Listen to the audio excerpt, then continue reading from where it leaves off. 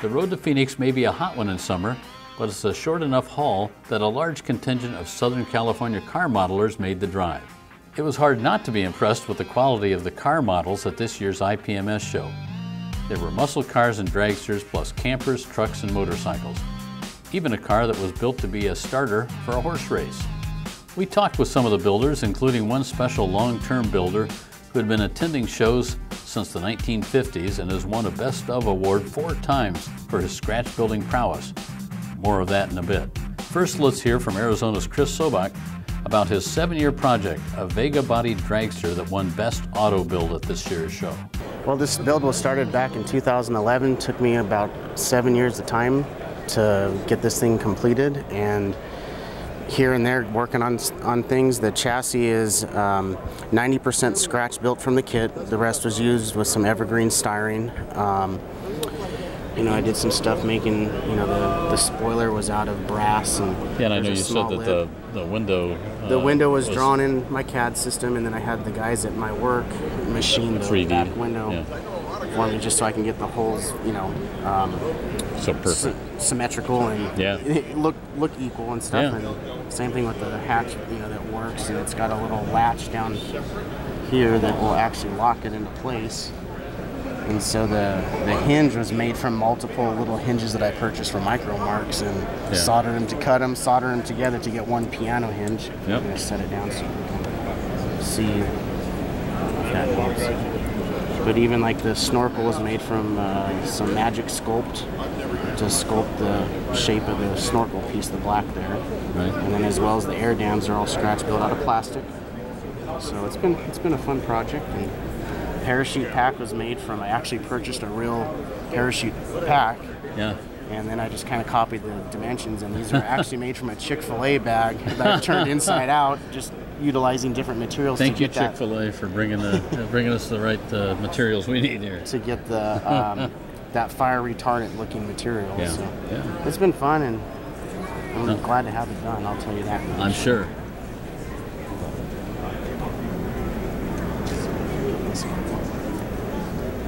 Not all the cars were as large and detailed as Sobach's.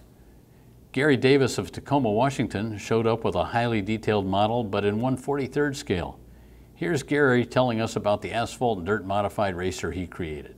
Well, I took the AMT 36 Ford kit and kind of heavily modified the body of it, and then actually built a tube chassis and box chassis out of styrene from evergreen, and completely did the roll cage, racing roll cage, and interior of it. Took the engine out of the monogram Ford Cobra and heavily modified that a little bit so it fit in there, and then wired and plumbed the whole thing. Well, and I was talking with my friends that build in that scale a lot, like Mr. Teresi and Randy Durr. It's all the techniques we've been doing for the last 15 to 20 years to super detail stuff like this has completely went out the window because the scale's so small.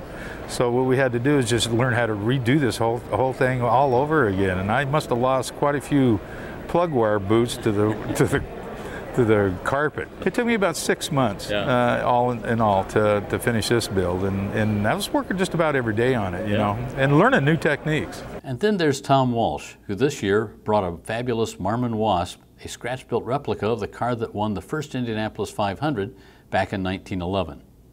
The build stands on its own, but you got to know that Tom is 90 and has been coming to IPMS shows since the 1950s. He's had a Best Of winner in 4 shows and is still doing good work. He had a special display of many of his award-winning models at the show. Let's hear from Tom directly. If you don't mind, I'll skip to this one because the significance is that is the first scratch-built model to appear at a IPMS show. All right. So 1968, the first scratch-built model to be at the IPMS show. And that won Best of Show? Yeah, it did. All right, and in 75, this F-16. F-16, this is another scratch build.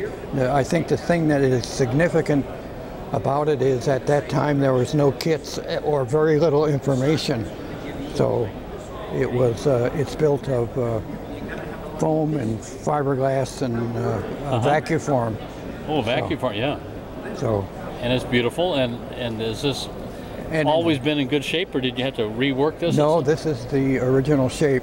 Super. And of course, the thing about it is the scheme, red, white, and blue, was at the bicentennial. Right. So, that was big at the time. So I think the color had something to do with it. Sure. And you got a whole bunch of other. There's one more I think that is here that won Best of Show. Yeah. And this was in '67. Yeah, this is a Curtis Jenny that was converted to a Curtis N9H, which was used for training of the naval aviators in Pensacola. At the time it was shown, it had rigging on it, and of course it came apart, and I didn't have, I guess, the nerve to rig it again. But it was rigged, and there is a lot of rigging. Now, how many models would you estimate you maybe built in your long storied career here? Well, I was building 43rd scale cars, so there's a lot of them. Yeah. In the hundreds, you know. And you haven't stopped?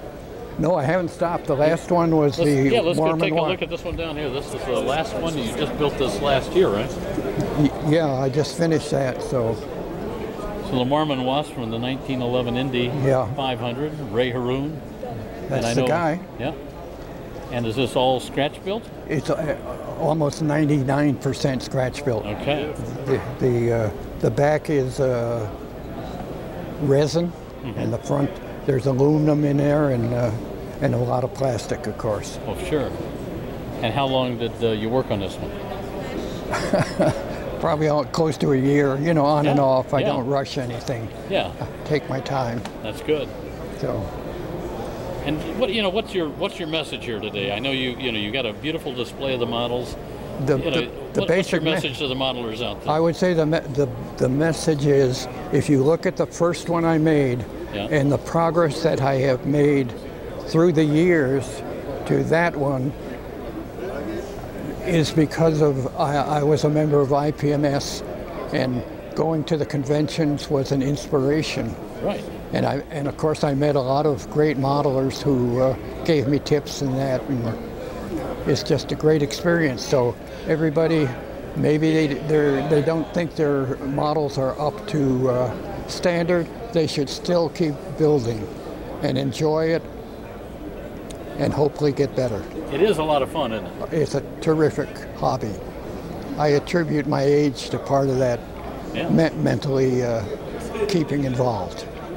Very good. Listen, I'm going to just run down the line here and show everybody everything, because you've got just a little bit of everything. You're not doing just tanks or just airplanes or whatever. Yeah.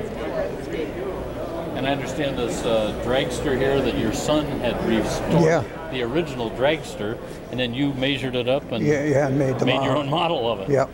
That's pretty fabulous. So we're going backwards in time here, back to 1989. Here's a lovely NASCAR, back when NASCAR was really stock cars. Yeah, exactly. The GB, which I always thought was one of the prettiest planes out there.